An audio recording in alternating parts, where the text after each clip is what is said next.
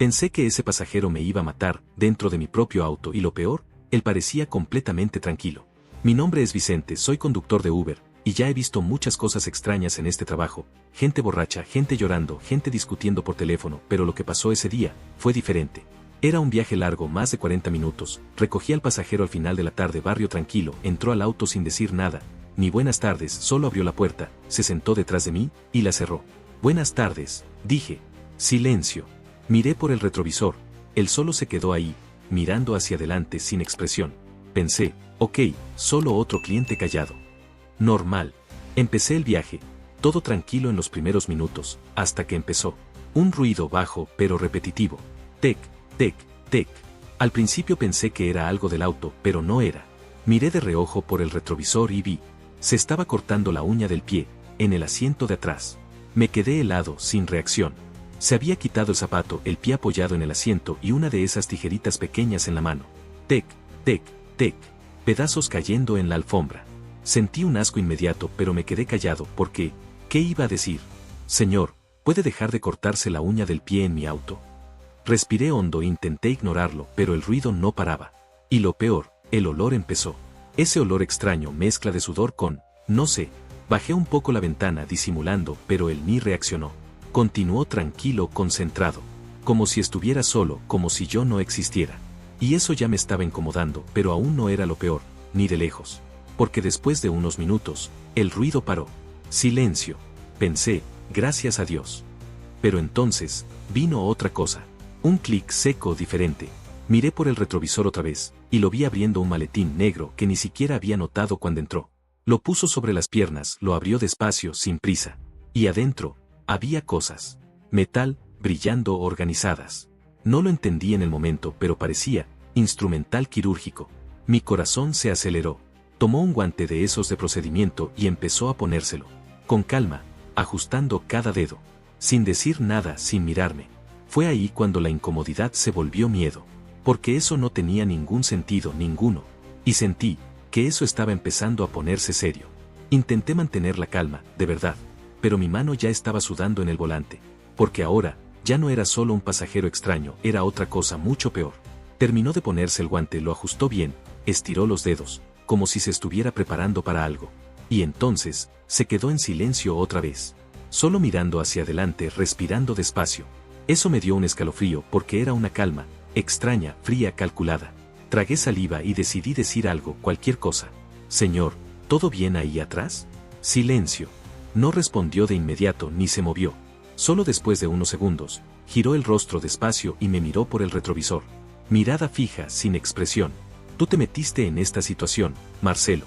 En ese momento, mi cerebro se bloqueó. ¿Marcelo? Perdón, creo que se confundió, dije. Mi nombre es Vicente. Silencio.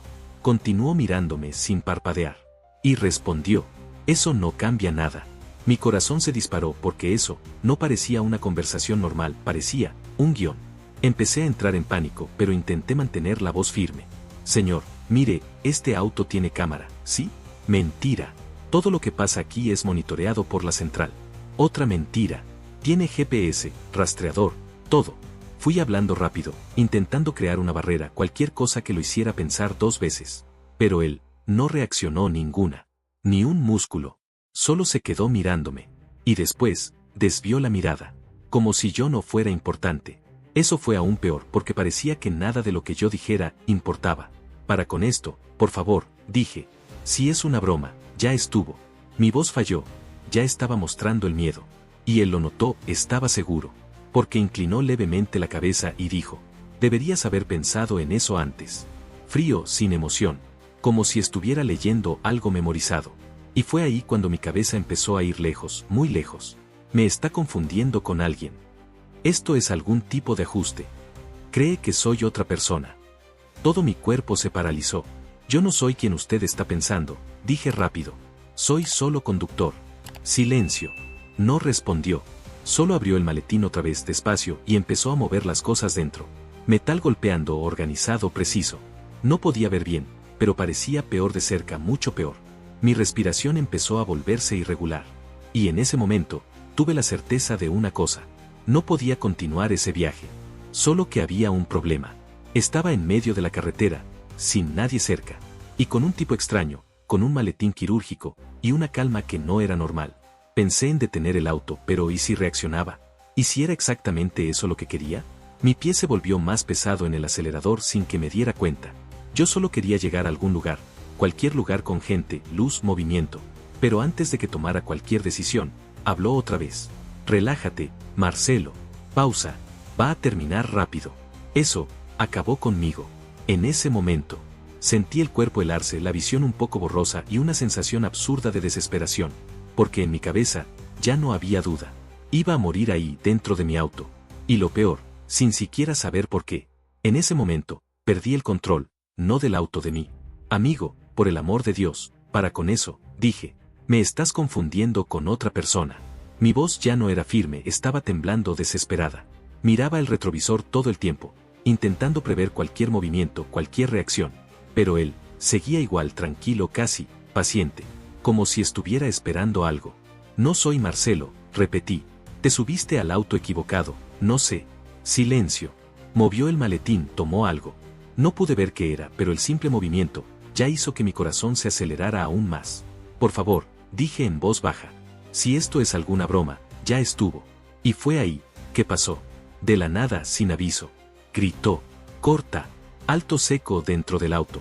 Me llevé un susto absurdo, casi jalé el volante. Y antes de que entendiera cualquier cosa, empezó a reír. Pero no era una risa normal.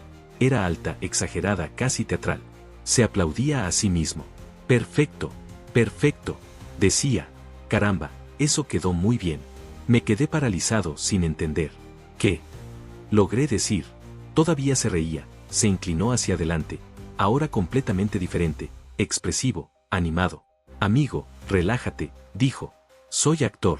Silencio. A mi cerebro le tomó tiempo procesarlo. ¿Actor? Sí, respondió. Estoy ensayando un personaje. Abrió el maletín y esta vez, vi bien. Era todo de utilería, plástico, sin filo, sin nada real. Necesitaba probar si era convincente, continuó. Si daba miedo de verdad.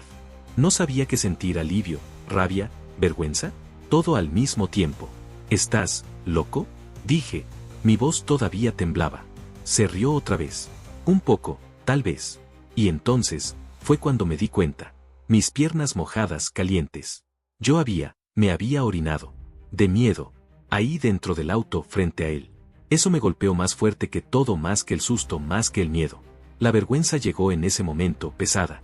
Me quedé en silencio, sin saber dónde meter la cara. Se dio cuenta en ese momento. La sonrisa disminuyó. Pucha, perdón, amigo, dijo. Creo que me pasé. ¿Crees? Solo respiré hondo, intentando recomponerme. Eso no se hace, dije en voz baja. Asintió ahora más serio. Lo sé. Perdón de verdad. Silencio. El ambiente se puso raro, mucho. Completamente diferente de antes. Te doy una buena propina, dijo. ¿En serio? Ni siquiera respondí. Solo quería terminar ese viaje, llegar a casa, desaparecer. Seguí manejando en silencio. Él también se quedó callado, sin personaje, sin actuación. Solo, una persona normal. Cuando llegamos al destino, se bajó. Antes de cerrar la puerta, me miró. Perdón de verdad. Y se fue. Así de simple. Me quedé detenido por unos segundos, respirando, procesando todo. Pensé en ir a la policía, denunciar, hacer algo. Pero entonces, me miré y recordé lo que había pasado. Y la vergüenza pesó más. Fui a casa en silencio. Y nunca más olvidé ese día. Porque hasta hoy, no sé qué fue peor. El miedo de morir, o la sensación de haber sido solo una prueba. Y tú, si estuvieras en mi lugar, ¿lo habrías denunciado, o lo habrías dejado pasar también?